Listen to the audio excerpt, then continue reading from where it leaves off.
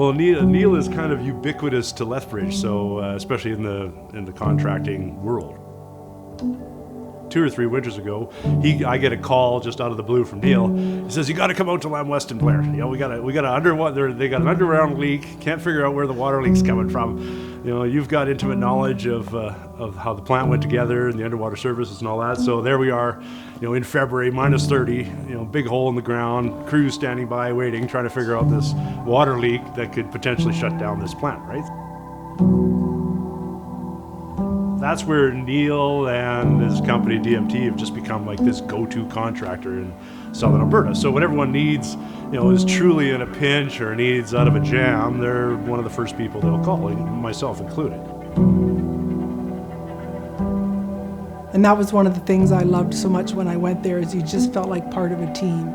And he knew how to gather people around him and make things happen. He would get buy-in very easily because he just made you feel like you were part of something that was going to grow. You gave it your all because he was giving it his all.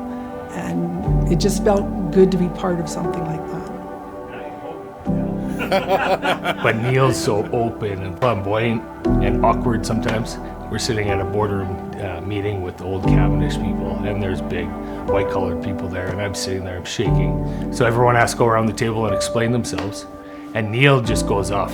And when he goes off, it's like he's just talking to anybody. It doesn't matter if you're the President of the United States or a homeless person on the street, he talks to you the same way. And he's trying to get on their side. He always pitched that, "I'd rather make love to you for a lifetime than fuck you once." And the whole table would stop laughing, and he'd seal the deal. And I would sit there and be like, how the hell did he just do that? Because if I did that, that would not work. Neil's the one who hired me. So first hired me, then laid me off, then hired me back again. He says fired, but it's really laid off. Then he hired me back 6 weeks later, and 20 years later, I'm still a thorn in his side.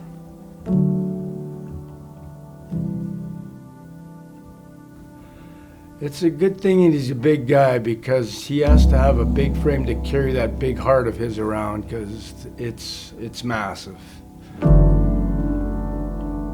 He doesn't just give you the shirt off his back. He goes to his closet and finds a few more and then buys a set of tires for your car. So his heart is immense. My friend, for 30 years, we've had the opportunity to sit, do things, and you have to know that your worth is invaluable to not just me, but to the people that you've touched in your life. There is no way of expressing how I feel other than the fact that I have a better existence because you are in it, and I appreciate you. It's kind of weird because, I mean, guys rough around the edges like me really don't get nominated for much, right? So it's like, don't play it. Because I can't talk about myself, it doesn't work. So. I don't think it's me, per se. I think it's just something I did and I felt engaged and I wanted to make a difference, and I mean, to give back is honor. So.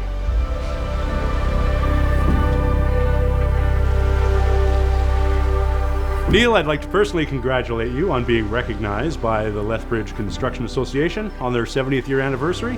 And pleasure knowing you the last 20 years, and I hope we get to have a relationship for 20 more.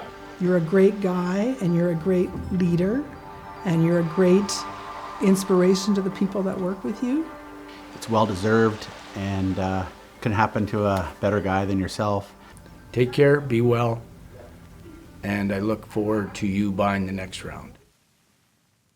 Okay, cut those tears out. We'll see.